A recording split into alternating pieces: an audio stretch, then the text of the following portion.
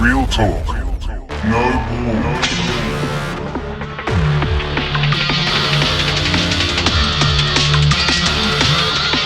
Real talk. We're putting it all on the table. You know what to do. Welcome. 23. 23. Episode 23. Yep. We've had a couple of weeks off. Yeah. Yep. So sorry if you, to our 10 viewers out there, if you'd been wondering where we've been going. Yep. The regulars, mum, dad, bands. Yep, mum, dad, sister. Yep. Maddie. Maddie Q, shout out. And keeps us honest. Sorry, we just because we in the 20s now, we thought we'll take a little break and Little hiatus. just Little spell. just have a little holiday, Little spell. yeah, a little spell. But we're back, and we have a special guest on tonight, Connor from ESMPT Personal Training. Yeah, hi guys. Happy to be here. Yeah, Thanks for coming. awesome, man. Didn't think it was going to happen today, did we? No. So, last week you had a little bit of a episode in hospital. Tell us about that. What happened there? Yes, I got bilateral tonsillitis. Oh fuck! What's that? What's that? What is that? Is that different to normal tonsillitis? Unilateral tonsillitis, which is one side gets affected, and it's usually treated with antibiotics. And, but mine was I think they call it trismus. So basically, I couldn't open my mouth because it was infecting down into my glands, just closing my throat shut. It was causing fevers, hypertension, and tachycardia, which means my resting heart rate was like 100 beats per minute. And it should be. My resting heartbeat usually is 58 beats per minute, so it was a bit higher. And my blood pressure was sitting, I think when I looked at it, it was 95. Oh, no, it was 140 over 95. And it usually should be about 120 over 80. Yeah, nice. So I was getting fevers up to, my highest was 39.8, and it was averaging out at about 39.1. Oh, yuck. Wow. That for about 3 days. So, but I got out this morning, I was good. Don't you up? Yeah. Actually, didn't take that much pain relief. We were using lidocaine for the throat so I could speak, and Panadol to try level out the fevers a little bit, as well as a butt ton of IV antibiotics, which is why I can't shred my arm out at the moment. Yeah, that's it. There's the evidence. It was real. No, all good. Oh, well, glad you're on the mend. Anyways. Yeah, man. It's good to have you on. Yeah, Glad man. to be here. Yeah. So, what we're going to talk about today is, your personal training. What got you into personal training? Who was Connor as a wee fella getting into the personal training, and kind of anything that you did in the background there that took you into the world of exercise and all that, and touch on his we're gonna difference in philosophy. Yeah, difference. We just found out. Yeah, we've got a philosophy there. You got new projects coming up, new work coming up, new job coming up. Yeah, still building on the brand. Yes. Yep. That's not going to die. That's not going to die. And man. Yeah. So take us back, man. Take us back. Like, what got you into personal training, the exercise world? Honestly, it was my plan C. Plan C. Okay. What was plan A and B? Plan A, I wanted to be a professional rugby league player. Decided that at 12 years old, and that was my whole goal. And then plan B, if that didn't work out, I was just going to join the army because I come from an army family. Yeah. It made the most sense to me. And then plan C, I was like, I'll be a PT if those two things don't work out. For whatever reason, it'll be good. And then at 16, I got into a bit of a car collision shenanigans. Yeah. Put myself into coma for 6 hours. Oh, shit. Got drunk, fell out of a car, had a blood alcohol of 0.38. And then I got told by my doctor, no contact sport for minimum 2 years. So I went into basketball. I was like, this will be the new plan A. Be a professional. I'm 5'7", by the way. I'll be a professional basketball player. Good plan. Really pushed for it. At 19, dislocated my knee, tore my ACL. Wasn't allowed to do the army, or wasn't really going to be a professional basketball player anyway. Yeah. And by that point, so from 16 up to 18, I told everyone I was going to be a PT if this didn't work out. And then at 19, it kind of crushed my confidence when my knee went sideways. So I forgot about it and got into sales for a long time, and always flirted with the idea of doing physio or doing PT, because I found out one of the big reasons my knee went the way it did is because I hadn't stretched. And I hadn't done any of the stuff that could have helped prevent it beforehand. And like when we were kids, there was no knowledge behind it. Yeah. That's right. So But even now, when there is knowledge behind it, you still don't warm up. And you think your hamstring's going to go. We're referring to the challenge. yeah, Yeah. The first one that I didn't warm up, and I got through to the arse end of the second set, and then when I was doing the squats, I had to stop. Yeah. I really thought my hamstring was going to go, and I was like, nah, I've still got to work. We that reminds me of the other week when we did the Spartan. Me and Steve, Yeah. Dad's community. Ooh, legend, winner. Check it out. We had to carry the round concrete ball. Oh, Yeah. What's that called? stone carry. Stone carry. Yep. And I don't know. I think it might have been 15 or 18 kilos or something like that. It wasn't super heavy, but you're already It's a pretty decent sized ball. Yeah, Like, pretty cooked by then. And we just got off that obstacle, and we kind of jogged to the net, and Steve's like, "Oh, I've done my ass cheek." And so he's leaning up against the tree. I'm like, "Fucking put your leg up," and I'm like under there with my fist like on his ass cheek. This is I'm his like, ass. Yeah, trying to rub it out for him. I'm like, "Come on, man." Definitely one way to do it. Yeah. We usually do like a piriformis stretch where they lie down, and it's the same movement. Like, you bring your knee up to the chest, you move it across. It's just a bit more comfortable than a tree, I guess. Yeah. Well, we got on a concrete path, gravel path, and people running, and yeah. So it was good. You make do in the situation. That's right. That's right. I just want to touch on you said that you obviously crushed when you couldn't do basketball or rugby. Mm-hmm. Anything in particular that got you through? Look, honestly, I didn't choose healthy pathways. Okay. I don't think any of us did. No.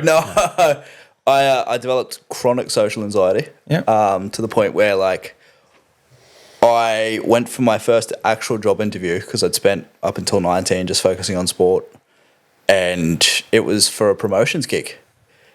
And I got into the interview and I was shaking so bad the dude was like, "I don't think you can do this." And I can be a little bit stubborn when people tell me I can't do something. So I went back to like 9 more interviews for promotions gigs. And I figured out that if I drank before the interview, I didn't shake as much. So and Sounds a bit familiar. I figured out after the third one where they were like, "You smell like you've just been at the pub," that if I use mouthwash and deodorant, I don't smell like I've just been at the pub. So that's how I conquered it to begin with. And then it was just a gradual process of exposing myself, because they advertise them as promotions roles, but they are commission sales only, standing in the middle of shopping centres trying to sell like Marta Price homes. Okay. And like my first one was selling like the Marta Price, like the tickets for surf lifesaving. I was terrible at it. I think I made best week was $250 off commissions. Yeah, that shit's hard. Yeah. And they were like, "Oh, you've got social anxiety. You're really struggling. You're not making money. Like, try something else." So I went to a different place. And at that point, I had completely forgotten about the PT thing until I was in a shopping centre selling Marta Prize homes on the memberships. And that I was doing much better. And I ran into, they had an AIF guy, which is the Australian Institute of Fitness. And he was out sort of just raising awareness for it. And I was like, "Oh, yeah, that personal training thing." So, and then I forgot about it later that day because I was drinking so heavily, I wasn't retaining any information. And I kept doing the sales thing for a while. I moved from that into selling, well, first it was lead generation for solar companies, just developing leads. We did door-to-door sales leads. That was fun. They were paying an actual rate, a casual rate, which was good. So I left the commission sales thing behind, which was amazing for me because I finally knew how much money I was going to have each week. And then I moved from that into TSA the first time because they offered salary, which means I got sick days. And I took way too much advantage of the sick days. I think I did the first month straight, and then I took every Wednesday off for 5 months. And then they made me redundant, and I went straight into debt collection and I started talking to some of my PT buddies because I was going to the gym pretty religiously after that. And I'd been going to the gym the whole time because for my rehab, they said, you got to go to the gym. And I really liked the gym. So that was a good segue for me. And then after debt collection, I realized I really didn't like debt collecting. Like, there are some really hard conversations. You hear some sob stories and like some legitimately crushing stories. So my housemate at the time was working at a hide processing factory down in Hemet. And he got me... Hide. Like Oh, yeah. Cow hides? Yeah. And while I was working there, I got a call from AIF. And I was like, okay, let's do that. So I left the hide factory. I went there. I worked part-time in a gym on the reception. And that kind of led to where we are now. Yeah, awesome. Spent the last 8 years building it up, closing it down, building it up, because I can be very fickle. Yep. So I've worked in a bunch of different gyms, done management gyms. I had a good time, and now I'm running an ESMPT, and it's the first time I feel like I've run it properly in a way that it's going the direction I really want it to go. Yeah. No, that's awesome, man. That's awesome. I know how hard that those commission-based sales jobs are, because I did door knocking sales when I was like, I did it for 2 weeks. First week I was like, yeah, okay, I'll give it a go. Tried, realized how much money I wasn't going to make, and then the next week, like, just totally, like, I'd knock on people's doors and pretend to be gay. I'd knock on people's doors and like give them some other big spin story, like, or I'd just like an old lady answer the door and I'd just be like, oh, so how's your day today? And she'd be like, oh, that's good. Yeah, how do they know? And, yeah, want a glass of water? It's like, yeah, sweet. And come in for 10 minutes and sit down. And then I just quit because it was fucking hard. Yeah, so hats off to any of those guys who do that sort of shit. But, yeah, it wasn't for me. Yeah, see, I did events for commission, but like I didn't start door knocking until I was offered like an actual paycheck. Yeah. Oh, man. It was tough. Yeah, I could imagine. Yeah. It was hard at events, and we had air conditioning. Yeah. Oh, yeah, need it. Yeah, man. Yeah. My first day was in the Lutwich shopping centre, and there was this dude with a pink mohawk, and I remember this really clearly because the guy who was training me went, dude, I love your mohawk, and the guy turned around and went, if you talk to me again, I will stab you. And I was like, oh, no. Yeah, and that's how you're treated. Yeah. I've been told, like, get off my fucking property, I'll let my dog out on you, and all this sort of shit. Yeah. And I was like, man, I was only like couple of days in, and I'm already getting like death threats and shit. It's like, sorry, man, I'm just doing my job. Yeah. Nice. Like, we had flash flooding one year where like it was kind of rainy, we're out, and then all of a sudden our only way back to the van, because they dropped us off in a van, and they'd come pick us back at the end of the day.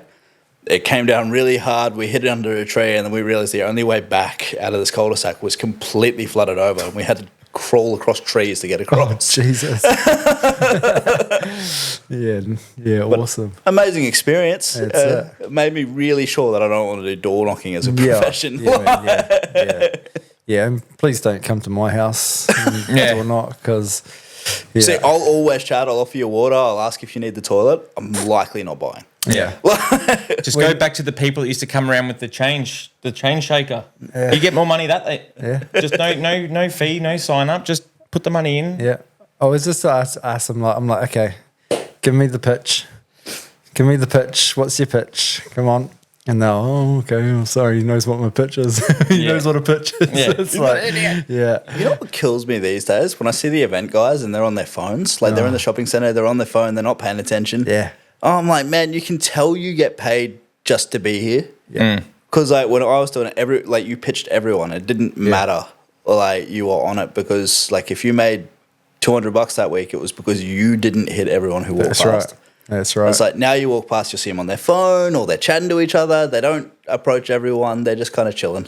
Yeah. Like that's how you treat a job that is paying you already. Yeah. But, I don't blame them. If you don't got to pitch everyone, don't pitch everyone. That's it. And So with the now you're into personal training and stuff like that. Like, was there any kind of like specialty that you specialized in, or was it just straight personal training, or were you like body sculpting, or were you like rehabbing people, or? So at the time I was doing the men's physique thing, so I was pretty good at getting lean and then adding minuscule amounts of muscles that made it look a tiny bit better. So my whole thing in gyms was body transformation. So like turning like your 6-pack into an 8-pack. Yeah, look, that sometimes happens, but most of the time, if you don't have the genetic ability for an 8-pack, you're not getting an 8-pack. Yeah, I wouldn't know. Anyone who's promising that, like I know guys who have got down to like 8% body fat, and they've only got 4 abs, and then they've got a slab. Yeah, wow. And it's just like, that's how their body's built. Yeah. I'd like 2 abs. 2 would be fine. I got 1. I'd be happy. Yeah. I'd be happy with 2. Yeah. And maybe one of these muscles here. What are those ones? The little ones? What are those? Yeah, lats. Serratus. Yeah, those ones. Those ones? A few of Yeah. them would be nice too. The little bony, like, Yeah. yeah. Yeah. Yeah, it's crazy because like for ages, everyone thought that those were bones and you were just getting lean. And it turned out there was musculature in there. Yeah. There's musculature everywhere, guys. Yes. So like, if you Yeah. can see it, it's 9 times out of 10, unless it's like your shin bone, like it's going to be muscle. Yeah. And even your tibia has a muscle called the tibialis, which you can make bigger and it's more prominent. And it's actually really good for knee health to develop it. You guys do that. It's a freebie. There you go. Try. Like even after 2 years of running, I have no calf definition. Oh man, I've got tree trunks. Well, I don't know. I probably do. I notice it more on my left leg, but that's because I've got a bowed. Yeah. I've got a bowed bone in my leg there, which doesn't hold the stability of the muscle outwards, like it pulls it inwards. Yeah. Yeah, okay. Yeah. It's actually, I found an interesting stat that I did want to bring to you because they did a study on runners. Okay. And they found after 6 months there was no musculature increase in long distance runners. So you probably wouldn't, like any calf muscle you gained in the first 6 months was what you were going to get out of running. Yeah, wow. Because it's between rep ranges and loads. So usually when you're running a lot, you're losing weight. So you're actually making it lighter for yourself. So there's Really? less I'm resistance. sure I put weight on. The scale never changes. So, but you look thinner, right? Like I met you 2 years ago, and you definitely look like a leaner human You're being. maintaining. You're maintaining. Probably learn how You're to suck maintaining it your in better. lifestyle. Yeah. No. I've fluctuated a lot over the last couple of years. So I guess when I was doing the 75 hard challenge, I think I got down to about 93 at my lowest weight there, but I sort of just fluctuate around about the 97 to 95 at the moment. So yeah, depends on how much I'm running or how little I'm running or whatever. But I kind of feel like a lot of the time running doesn't actually make you lose. Like running doesn't make you lose weight. No, exercise in general doesn't make you lose weight. Yeah, it's diet.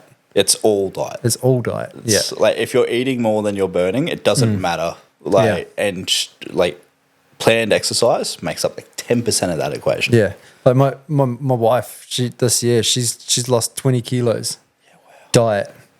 And I mean she does Zumba like 4 or 5 times a week. But Definitely helps. But she just does that because she loves that. Have you ever done Zumba? I have not, no.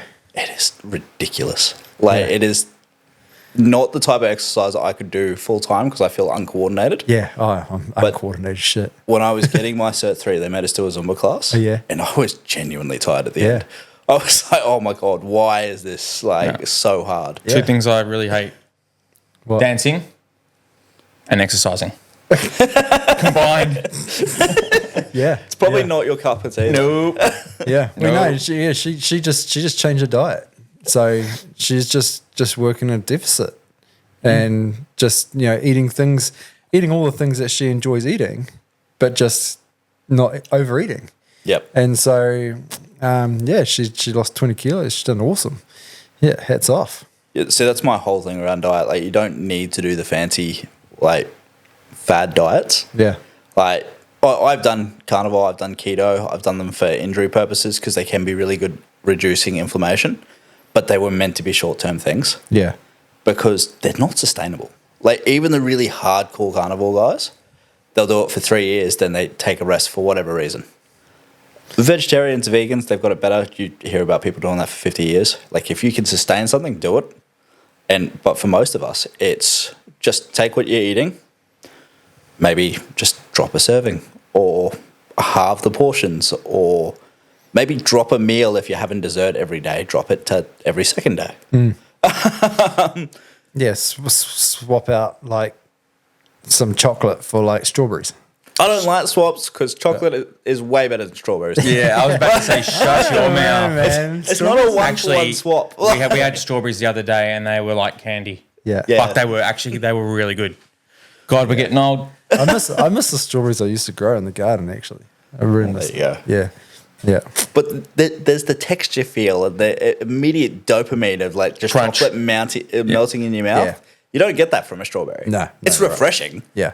It's sweet. It's tasty. But Succulent. it ain't no chocolate. That's right. So everything in moderation. 100%. Count your calories and just run below Yeah. what your daily intake should be, right? And like, don't be an asshole when you eat. Like, because too much of anything, like, I hate the term healthy food. There's no such thing as healthy food. Like, water can kill you if you drink too much of it. That's right, Water yeah. toxicity That's is a why I real stay thing. away from it. And like, water is one of the best things in the world for you. Yeah. In moderation. Well, see, again, going back to that 75 hard challenge, it was like part of that challenge was a gallon of water a day, which is like 4 liters, right? Yep. I could not do it. It was giving me the fucking craziest headaches. And I was like, why am I getting these really bad headaches? So I started to research why I was getting the headaches. And it was because I was desalinating myself. I was like, the water was removing the salt level in my body. And so it was giving me these wicked headaches. So I just had to say to the guys, like, I've got to drop it back to like 2.5 liters. And still 2.5 liters is more water than I would usually drink in a day. That's a lot Like, of water. That's still a lot of water, yeah. But with the amount of exercise I was doing as well, it was... Which is probably why they said a gallon. Yeah. But a gallon I thought was 3.2 litres, so you might have been overindulging. Oh, yeah. Yeah. You're probably right. Yeah. But Still, like, mate. that's the Still, thing. it's still a fucking lot of water.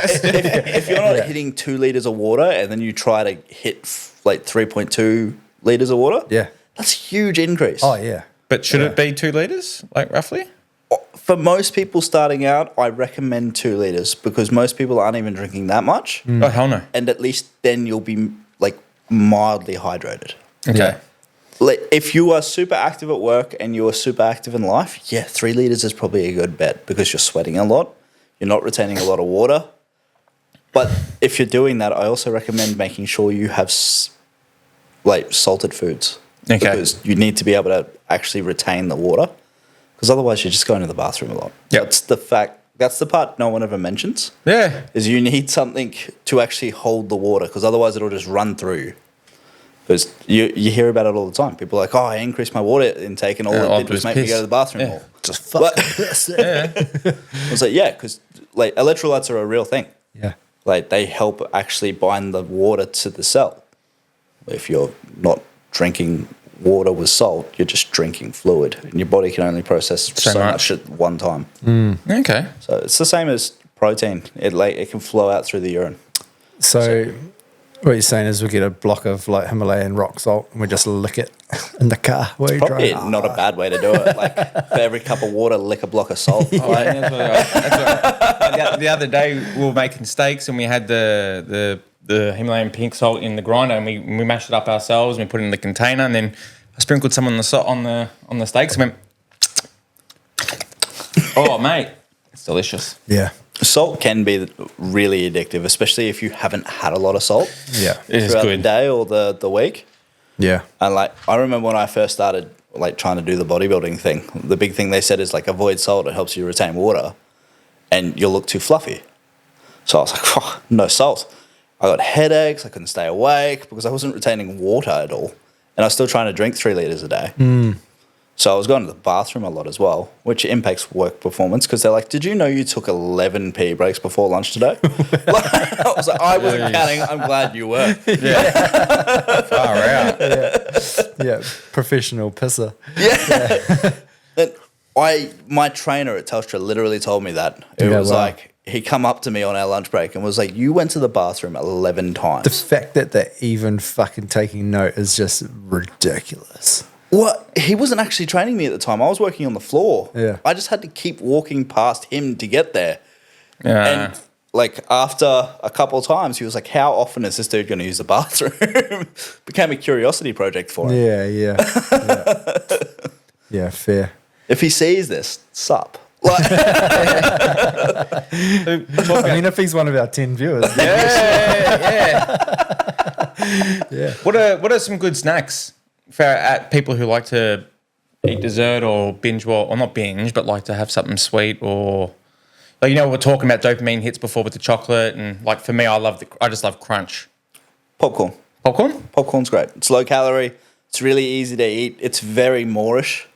But like a bag of popcorn, you're looking at like 180 calories. Like, Okay. so basically, anything is a good snack as long as you have self-control and you kind of track it a little bit. Yeah. Because like my best advice usually when I get a new client is for the first 2 weeks, eat exactly what you would normally eat, just track it. And track your weight every day. Average out your weights at the end of the week. So if you've got 7 measurements that you've taken at 6 a.m. when you woke up, first thing after your morning piss, you divide it by 7, or you add them all up, divide it by 7, that's your weight that week. Okay. It's the easiest way. It's not trying to see if you lost weight day to day. It's just trying to get your weekly weight. Okay. And if you track your food, so you've got all your calories, and then you've got your weekly weight, and you notice that that hasn't gone down over 2 weeks, you know that that maintains your weight. So then you go, cool, I have to eat 100 calories less than this on a daily average. You do that, and then you'll notice probably went down maybe 250, 250 grams. That's steady. Keep doing that until it levels out, because as you lose weight, the amount of calories you need to use goes down because there's less of you to fuel. Mm-hmm. Once that stagnates for 2 weeks, drop another 100, 200 calories. And just keep doing that. And if you do it really steady and you work from that weight, you can go lower. Too many people start at like 1,800 calories, which is most people's BMR, which is called a basal metabolic rate, which is the amount of calories you need to be able to breathe. Okay. Most people need that many just to breathe, and they wonder why they're tired and they feel shit and it's terrible. It's because you are barely surviving. That'll do it. Yeah. That'll do it. So if you start at where you at what you need to maintain your weight, and then you just start chipping away at that, you can lose weight for longer. And then when you start going back up very slowly at the same weight, you'll actually find you lose weight as you go up. Because you'll have energy to do more, which means your expenditure goes up again. So there's the little tricks. Okay. Yeah. Yeah. Yeah. That makes it way easier. So when it comes to my favorite diet snack, I really like Kit Kat. Oh, yum. Like, It's even got crunch in the name. Oh, I do love a Kit Kat, mate. my favorite is the gooey caramels. Yes. Yes. Yes. Absolutely. So that's my favorite weight loss snack. Like, Yeah, okay. just make adjustments elsewhere. If I want my Kit Kat, maybe I can't have 2 pieces of steak. It's just 1. Yeah, okay. So that's what I'm saying. Eat what you want. Just make the adjustments. Yep. Yeah. Like, you don't need to cut things out. You just need to moderate what Because you're eating. a lot of people would fail, I would imagine, just trying to cut stuff out. Yeah. And then cold turkey it or whatever. The amount of people I hear saying I'm cutting out sugar, I'm like, don't do that. Yeah. One, sugar is addictive. It's been proven. It fuels things in your brain that make you go real good. So when you cut it out, you go real cranky. Yeah. Have you ever met someone who cut out sugar 3 days later? They're the worst person you've ever met. It's like the definition of hangry, hey? Yeah. Yeah. Because their brain isn't being filled with that immediate release. So now they're pissed off all the time. And that's not a fun person to hang out with. Nah. And this doesn't apply to people who are doing competitions. If you're hopping on stage, yes, you've got to cut out things, you've got to starve a little bit. But if you're a general person who's like, I need to lose 5 kilos because I want to look better in my shirts, just moderate your food. Like, no one cares if you can see all your veins and your glute striations, which I'm only referencing because the IFBB Mr. Olympia was on over the weekend. And Derek Lunsford won it back, so dope. Not that anyone knows who that is.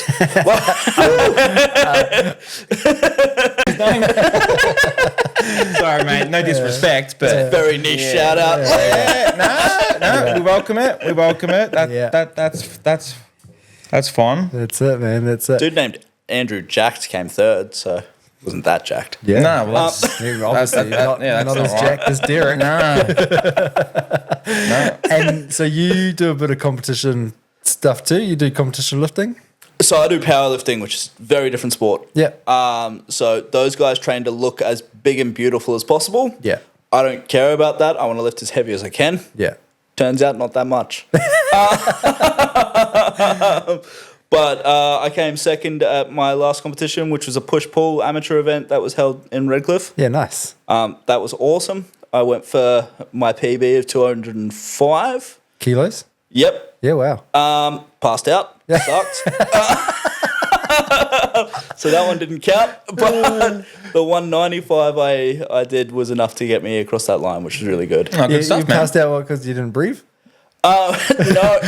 So I posted the video because I thought it was a really good learning experience. So, and this is why I preach to everyone, control your weights. Yeah. Because I come up, I got it off the ground by about this much, and then I completely let it just fall into the ground while it's still in my hands. And you watch my head just smack.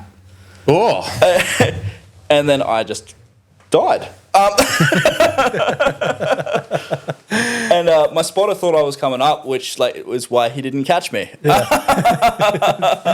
So you just hit the ground But momentarily. this year has been a rebuilding year because I've spent the last 2 years dealing with injuries. Yeah. I hit 200 for the first time back in 2023, and then tore my hips apart. So that was really cool. Wow. So Jesus. yeah. So my doctor told me I didn't have any cartilage left in my hips. It was obvious dislocation site. I had synovial herniation pit in the humeral head, which basically means there was a dent in the head of my humerus. Where That was a lot of words. Yep. That was a lot of words. Potential torn labrum, but they were going to make me pay for the MRI if it didn't turn up. So I just did rehab until it stopped hurting. It was my first actual weight session when my physio said that I could do the do some weighted activity was with Dean, the sound guy, the video guy, Yeah. where he lifted more than me on the deadlift, which made me real sad. Bravo, sir. Yeah. Bravo. Nice work, Dean.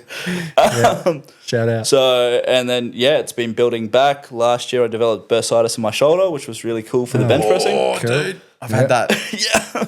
That is a pain. It's not going away, hey. It doesn't. But I rehabbed it back. So at that comp, I benched 110 kilos with a pause off my chest Nice. and deadlifted 200 kilos after my doctor told me I probably wouldn't be able to lift again. Yeah. So shows what that guy knows. You can eat one. They all have can to eat say one. that, Yeah. though. They all have to say Yeah, that. Yeah. And that's the thing. Most doctors aren't weightlifters. No. Most doctors will recommend a walk and they'll recommend light activity because that's what they're qualified to say. They haven't done It's degrees in reverse exercise. psychology, though, because they need you back in their chair. Yeah. Yeah. So they're like, I'm going to tell this guy not to do it, and he's going to go out and do it, and then he's going to hurt himself again, and I'm going to see him in 10 months. I'll sell him some oxy. Yeah. Yeah. And look, I can't attest that that's exactly what they're doing, no. but it definitely feels the vibe sometimes, depending on who you see. That's right. Yeah, that's right. So That's right. my doctor at the moment, because I've changed doctors, because this one's closer to my house, he's got this real cool play where he tells me to wait it out, and then I end up in hospital before I can see him again. Just gotta make sure. Because I saw him 2 weeks before I had to go to hospital for the tonsillitis because my throat was sore. Yeah. Oh, And then he was like, if it's still sore in 2 weeks, come back, see me, we'll investigate. he just hopes that you're dead. And he doesn't have to deal with you. Just coming for the autopsy. Yeah. I booked the appointment, and then the day before the appointment, I had to go to hospital. So then I got to cancel the appointment. Yeah. Yeah. Okay, so I want to touch on something. We didn't brief about this before the potty, but tell us about your little foray into the world of boxing recently. So that was fun. Into the old one-round wars there. So the funniest thing is like I've been doing it as a fitness activity since I was probably about 12, because like when you're playing rugby, that's the first they get you into it. Yeah. So I've been really used to a bag, done some sparring stuff, punched with some guys who really know how to throw punches. Turned out none of that mattered because I hadn't practiced it since I hurt my hips. Yeah. And we got about 3 weeks' notice, and I was like, "Oh, Stephen, he's never boxed, should be fine." Yeah. I got a kidney infection the week before one round Oh, was, fuck. so I spent 2 days in hospital before we went for. Man, you're in and out. There of you go, hospital. there you go, Steve. The rematch. Yeah. Isn't there one coming up again or something? December on Sunday. No, Yeah. the rematch. I specifically didn't tell him because I didn't want to have any excuses. Like, his win was a genuine win. I dropped my left hand, and it was funny because he kept posting videos, and I kept coaching him through, like, bro, you need to do this, you need to do this, and then I did everything I told him not to do. And I sent him a video of me, like, on the bag because I got like 3 sessions in before we went, and I was like, you'll notice I keep dropping my left hand, so if you see that, just smack me in the mouth. Which is exactly what he did on the night. I dropped my left hand, he smacked me right in the mouth, spun me like a kid on one of these swirlies. So it was good. It was a legitimate win. It was all his. Ah, man. Good, good work for getting in the ring anyways. Yeah. I'm going back on the 12th of December. So Yeah, you're that's going to up go on Sunday. back for the next one? Yeah. Yeah, cool, man. So as soon as I found out, like, I love the cause. I also like having things to train for. Yeah. It's a bit rough because I obviously did the comp in September where I compete between 90 and 100 kilos for that. I want to drop down so I'm not getting, because I'm not boxing Steve this time. I'm letting them choose. Yeah. I don't want to drop or like box a 90 kilo boxer because that dude's like 6 foot. Yeah. And I'm 5'7", and Steve's reach was enough of a problem for me. Yeah. And it was like this much. Yeah. It all counts. So I'm dropping down to 80 kilos. I'm down to 88 now. The hospital actually really helped with that. It dropped me down to 87, but that'll come back. Yeah. So you got to get down to 80. 80 by December 12th, which is really doable. If you yo-yo diet, you can do anything. Yeah. I don't recommend this for people for long-term things, but if you've got short-term goals, because I've got a competition in March where I need to be back up at 90 kilos, so I am yo-yo dieting the fuck out of this. Okay. Which is not my recommended approach if you want long-term results. Yeah. But I don't want long-term results. No. But the thing is also, too, you know what you're doing, right? So, Yeah. you know how to make your weight fluctuate up and down depending on what you want to do, right? Yeah. Yeah. The big problem with it is usually I'd probably keep eating pretty much the same, just lower my weight down 5 kilos, and then you get a 24-hour weigh-in, so you can cut all your water out, weigh in, and then rehydrate, and you're good to go. Yeah. But they do same-day weigh-ins for one-round wars. So if you dehydrate yourself, you've got You're to... screwed. Yeah. Like, you can only get so much in 2 hours. Yeah. Yeah, I kind of got asked to do it. Well, Steve said I should sign up for it, and I kind of contemplated it because I used to do a bit of boxing, and I do like boxing and whatnot, but I just have too much on my plate Yeah. at the moment. I just couldn't commit, so I was just like, So I keep Yeah. doing this thing where, like, I keep adding to my plate until I end up in hospital. yeah, So yeah, nice. that's kind of like my ceiling. Like, that notifies me that I'm going to take something off the plate real quick. I wanted to ask you, not ask you a question, but this is just going from the challenge that you laid out. I've also found that Tell us about the challenge first. Tell us. yeah. Well, as you would have seen on Insta. Well, you haven't posted a video of you doing said challenge yet. You posted- No, I haven't, but I have sent photos to Connor Yes. and photos of the challenge. What about Nah. What about the fans? I'll do it. Nah, I'll do it this week because, like I said, I did a few with the kids and I didn't want to put it up there. Yeah, But fair enough. I find it hard to do time-based challenges, time-based. Okay. Like if you had just for example, you had to said, oh, how many sets would you get in 20 minutes anyway? You reckon? If I wasn't using a 20-kilo dumbbell. Look, I actually thought what you did was really good. Like 2 to 3 first time. That's about what you'd expect. Oh, okay. Yeah, like I have really experienced people who do my Wednesday group class, and I tested it on them before I gave it to you. Oh yeah. And they did 5, and that was In 20 minutes. Yeah, and that was an absolute cap for them. Jesus. And What were they doing? They were doing 16s. Far out. They're 2 women actually. They're absolute weapons. Weapons. They've been doing like group classes for like 3 years, every week, 4 times a week. So to get 2 to 3 your first go round after not really doing that type of exercise, that's pretty impressive. Yeah. Okay. But it's hard to judge. Yeah. Like any number is a good number because you did something. Mate, a guy at work today said the same thing. He goes, because I was talking about mental health and how he feels when he does his exercise and all that stuff. And he goes, even if I know that I'm not going to do a good job at it, I still go there and I'll complete it. But like he was talking about running. Yeah. And he just said the fact was that I still got up, I got out there and I kept the routine going. Yeah. Because as soon as you go, I'll go out tomorrow. I'll go for a longer run tomorrow. Yeah. Nah. No. Never happens. No. So I was just like, do you have any other clients or people that you've spoken to say that they deal better with the set count or they find it more motivating to complete it than to compete with the time, if that makes sense? Yeah, so I don't issue a lot of challenges, really. Yeah. So my group class guys, they really like the time limit because they have, like the group class goes for half an hour. We need to chat, we need to warm up, we need to cool down. You're going to get 20 minutes of exercise. Mm-hmm. So I'll either give them EMOMs, which is every minute on the minute, so that it'll complete a set amount of reps in 1 minute. Whatever's left of that minute is their rest break, and then they move on to the next exercise. And we just do that for 20 minutes. Okay. Or I'll give them an AMRAP where they're challenged against the time, like how many rounds can you do in this time limit? Yep.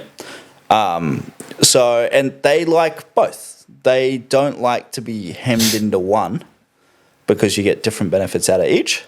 Oh, okay. So like with an EMOM, you can get pretty decent strength benefits out of it because you complete your reps, then you rest, and then you move on. Whereas with an AMRAP, that is just about all cardio. Okay. Because you're trying to complete it as fast as possible. You're not focused on tension. You're not focused on form even really. You're just trying to see how many rounds you can get out of it. Yep. Whereas like a lot of my other clients, we do like we'll have half an hour. So I'll schedule a workout that focuses on getting what we need out of it in half an hour. So we always put the big exercise at the start. We might do 5 sets of that for whatever rep range. If we're focusing on hypertrophy or muscle gain, I've labeled it as getting bigger. We'll focus on a rep range between 8 and 12 for that big, or usually 6 to 8 for that big first exercise.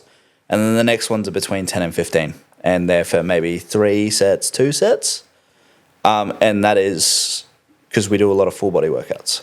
And I've got a lot of people who didn't even really like full body workouts who have gotten great results with it because we might do 2 days and then they miss the 3rd day. Yep. But they've still trained everything twice. Yeah. And that makes it really easy because life gets in the way. And I've had people argue with me about it. I'm like, look, do 4 weeks, see how it's going, see if it works for you. And 9 times out of 10, people are like, this is amazing. Is that 4 weeks usually I was talking to you before about, trying to push through that barrier where it doesn't become so boring or you just start doing it. Like I said, I expect to be hooked on something within a week or I feel these amazing benefits. But what's a more realistic time frame of before it like running? Yep. A lot of people started off just because they want to get healthier, but it's a chore. Yep. Then they start enjoying it. It's like, how the fuck do you enjoy running? Like, at what point does it become okay? Because it's no longer a chore. It's part of what I do. Well, I guess. Well, there you go from experience. Runner here on the group.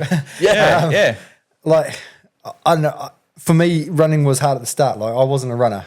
Like, I couldn't even run 200 meters to save my fucking life. Like, when I first started running. But for me, it was more about I needed something to challenge my health, and I needed something because I had just given up smoking pot for 24 years and I'd been clean for 6 months. Now, in that time frame, your body's gone through this massive change, your neurological system's gone through this massive change, your lungs have started to clear out all the gunk, all the shit. Like, it literally was coughing up crap for fucking weeks and weeks and weeks while your lungs go through that process. And it was kind of like, once your body goes through all of that, it's kind of like, okay, well, now that the body's cleansed itself, now let's start to challenge the body. But it wasn't like my first run, I went out and I ran like 4Ks and I couldn't walk for a week. because my body wasn't used to running 4Ks. I wasn't used to running 4Ks. My brain wasn't used to running 4Ks. But I thought that's what I needed to do. No, I needed to start at 200 meters, and then I needed to walk for 3Ks, and then I needed to run 500 meters and walk for 2.5Ks, and so on and so on and so on until the walking becomes less than the running. But now it's kind of like, now when I go running, it's kind of like, well, like tonight's run, for example, like I didn't want to run in my zone 5. I wanted to stay in my zone 3 and my zone 4, which means that I was keeping my heart rate to a certain zone, and I wasn't worried about the time. I wasn't worried about my pace. I was monitoring my heart rate. And so, but for me, it's like, it's about, I guess you get good at it when you know that you can do it. Like I can go out and I can run 15Ks non-stop. And that feels amazing once you've done that. Like when you get about 5 to 8Ks into that, you like almost, like I was saying to someone the other day, like once you get up over 16Ks, it almost just feels like you're floating, because your body goes through this sense of euphoria. Like you almost get this like mind and body detachment, like, and it's like then you're just on autopilot, and it's just like, wow, like your body's this vehicle for your brain, and you know it's yeah, but it takes a while. But when I'm like doing the park runs on a Saturday morning, like I'm in zone 5, I'm like fucking like at 189 beats per minute for 5Ks. You know, I'm like trying to get to like 22-minute 5 kilometer, you know, like, and I'm pushing, and it's like, that's hard. I'm like fucking sucking air in both ends, like, you know, and you get to the end of that, but it's kind of, for me, it's like, I'm not stopping until I fucking hear that watch fucking beep at 5Ks. And it's like, then it's like, stop. Because I'm a goal setter. Like, even if I'm hiking a mountain, I'm like, all right, I'm not stopping until I get to that crest. Oh, yeah. And then I get to that crest, and it's like, I look at the next one, I'm like, okay, I'm not stopping until I get to there. And then it's like, but I'm not stopping. I'm just resetting the goals and the target. And then you got to do that with running as well. Like, but it becomes enjoyable once you start becoming good at it. Yeah, that's like true. Once that's you like really hard. Yeah. But I mean, the thing is, it's all about pace.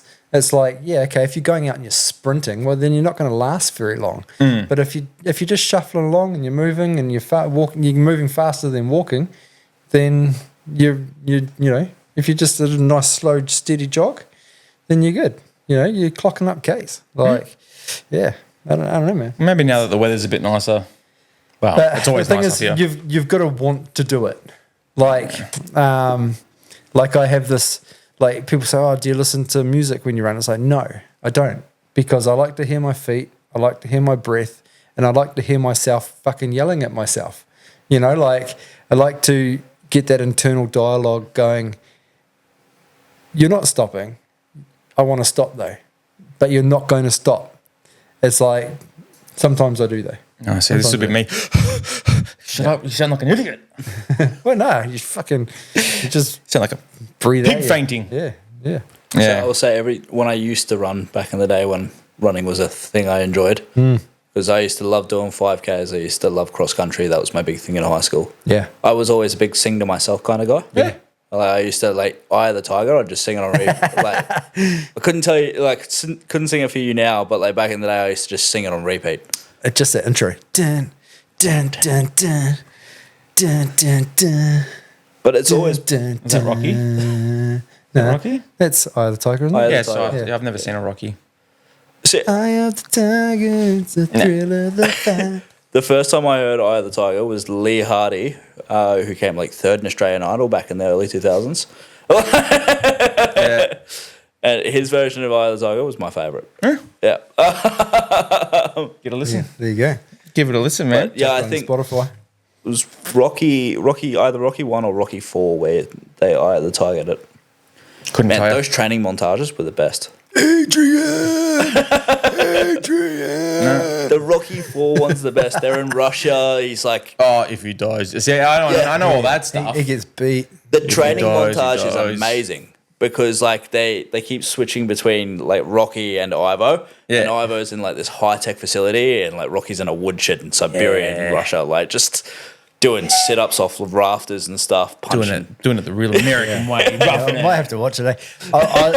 I grew up with heaps of Van Damme. Yeah. Yeah. And Seagal. Bloodsport was where it was at for me.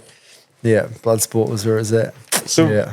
see, it's the stairs, like they're running up the stairs in Philadelphia. Yeah. It's like It's iconic. Yeah, it's iconic. Yeah. Yeah.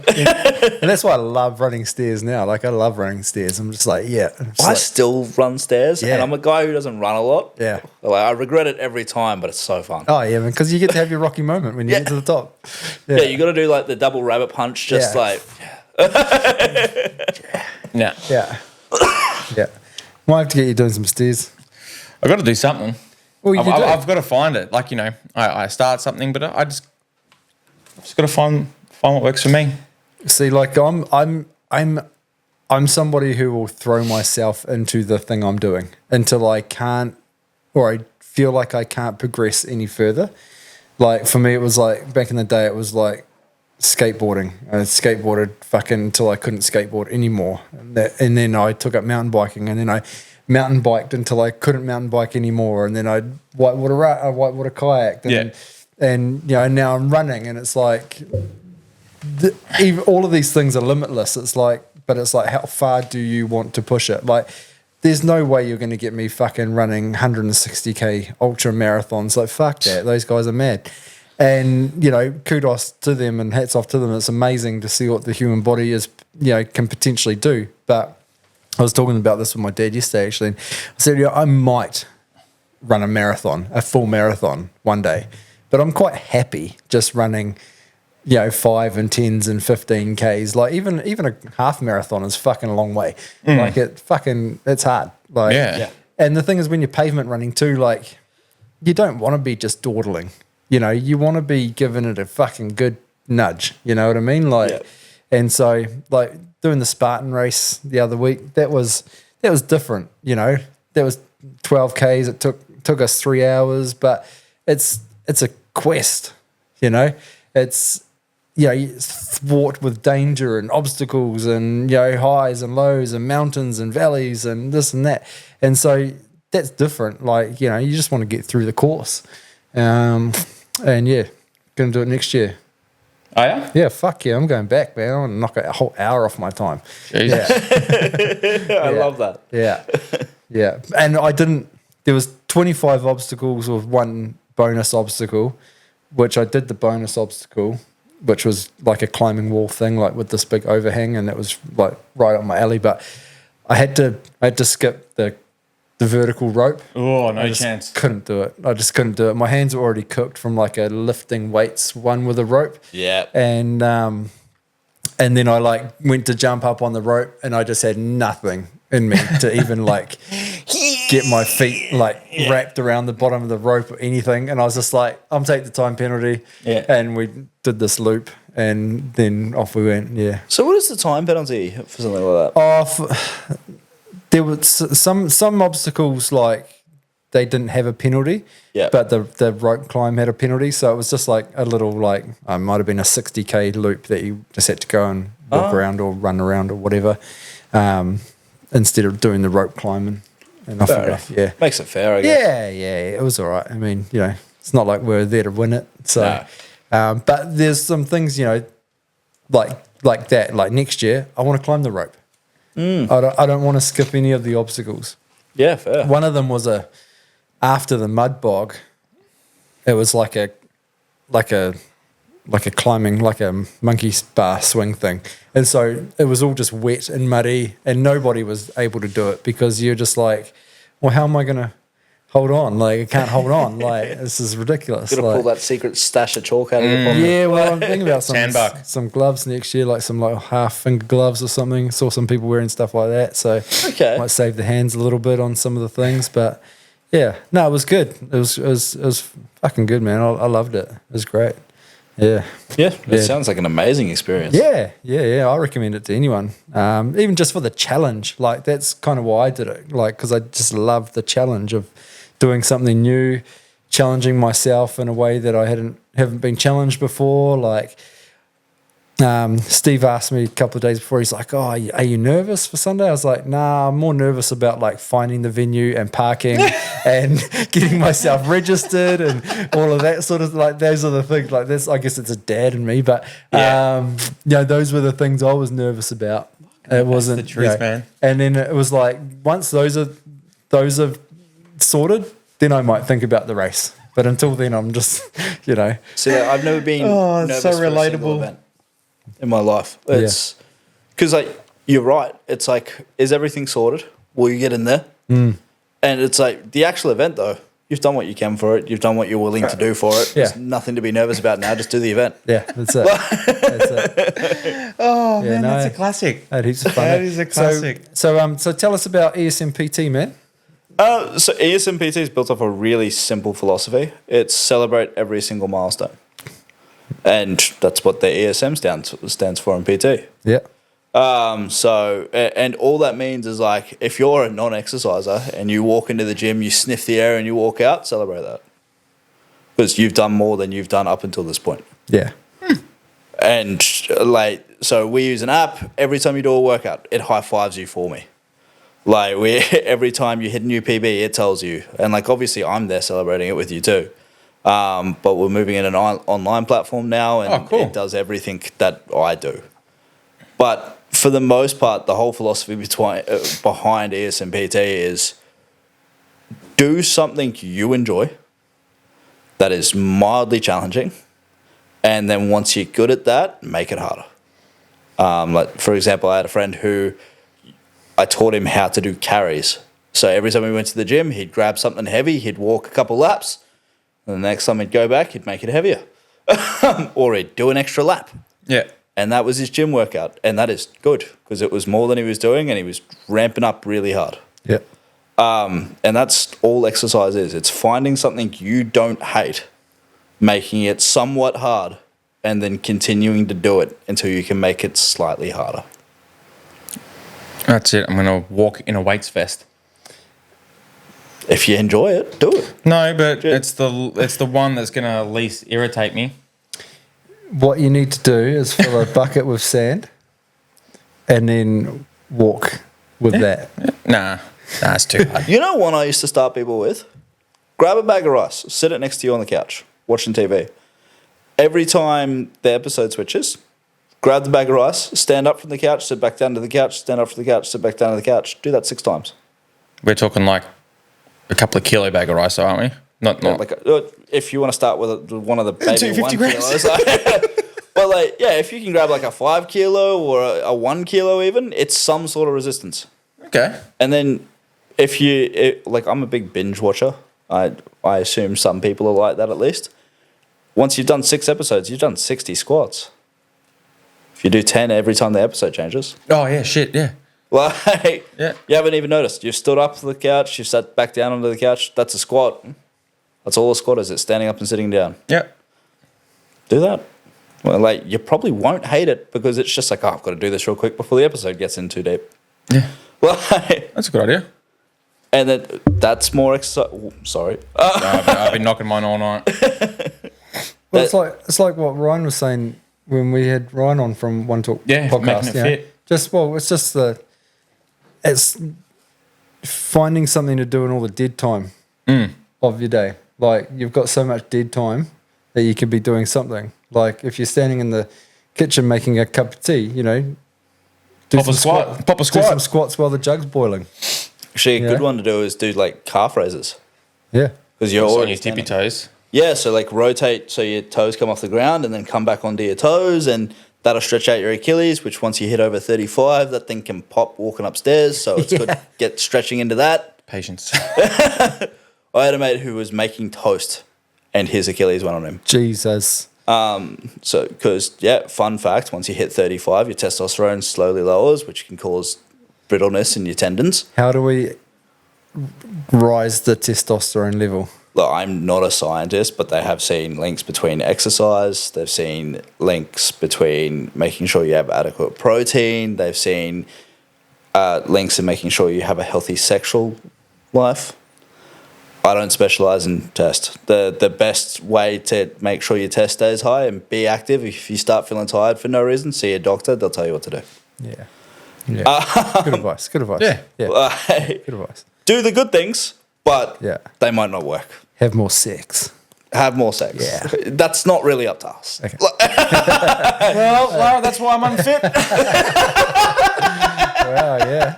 Yeah. That's it. Look, I've seen dudes. I don't know what to say now because I have family that listen to this. I mean, like 20. What? Yeah. Sorry, Mum. Dad. Sorry, Mum, Dad. You've got 2 kids. They know you've had Yeah. sex. Yeah, it's true. At least twice. Yeah. I mean, for 10 minutes. All up. It's funny because like that's the advice they give you. Make sure you have an active sex life. But I've seen the most sexed up dudes I know have low testosterone. So there's no. It's genetic. It's environment based. It's if you're gonna have low T, you're gonna have low T. So if you start feeling tired for no reason, you know you're sleeping, you know you're exercising, you know you're eating right, see your doctor. Yeah. Because it could be something else too. So see your doctor. Yeah. As a guy who doesn't see the doctor and keeps ending up in the hospital, see your doctor. Yeah. That's it. That's it, eh? So That's my it. big thing is I tell people to rest, not push too hard, and that's all I do. Yeah. It's easier to, like I said, it's easier to give advice, isn't it? Yeah. Yeah. Well, I mean, I don't know. I like to lead from the front. If Yep. I'm doing something and I'm giving the advice, I'm giving it because that's what I'm doing. I don't really ever kind of tell people to do something if I'm not doing it myself, right? So, because you just get yourself in a shit, really. Yeah. So I find it hard to choose which thing to lead with. Yeah. So like futsal last year, for example, if someone gets hurt, anyone gets hurt, I tell them to take a week off, 2 weeks off. Yeah, I mean, sorry for breaking your leg too. That's So this is the exact story I'm about to tell. Yeah. So I'll always tell them to take time, make sure it's not hurting before. But I also tell people to play hard. I didn't really know which one to choose. Tim and I had a little bit of a collision, and I got a hairline fracture in my ankle, and grade 1 tear either side, and the ligaments in my ankle. The next week I was playing. yeah. I just strapped it up real hard, was playing because I wanted to show, because I was captaining that team, I just wanted to show the boys that it was effort was everything. But anyone else got like a minor sprain, I was like, you're not playing this week. So it can be hard which thing you want to lead with. Yeah. So, and I always pick the one that doesn't make me sit down. That's right. Yeah, Right. that's tricky. Eh? Like with kids, I want to instill a work ethic into them, but I don't want them to think that driving yourself into the ground is healthy. No. Yeah. Oh, that's right. That's a good right. point. Yeah. And just as we're winding down there, whereabouts are you based? If people want to get in touch with you, how do they get in touch with you? Where do you train out of? Okay, so if you feel like you need someone to speak to you and be with you the entire time, I train out of Jets in the Rainbow. That's where I have my PT business. I'm only taking afternoon clients at the moment. Okay, there you go. Okay. If you just need the guidance and you need someone to check in on you every week, you need the plan there. You need to see what you can do. We have the Facebook page and the Instagram page, both under ESMPT. There is also a Trainerized link. It's way easier to go through their Instagrams And we will also share those links in the descriptions of the YouTube and the Spotify. As well. Yeah. Hey, man, it's been a pleasure having you on, bro. That's been Yeah, it's awesome. been good. I've enjoyed it. It's good chat. It's been a real good chat, man.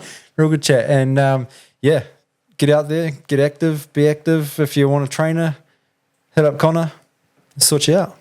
Easy. Catch you later, guys. Real talk. We're putting it all on the table. You know what to do.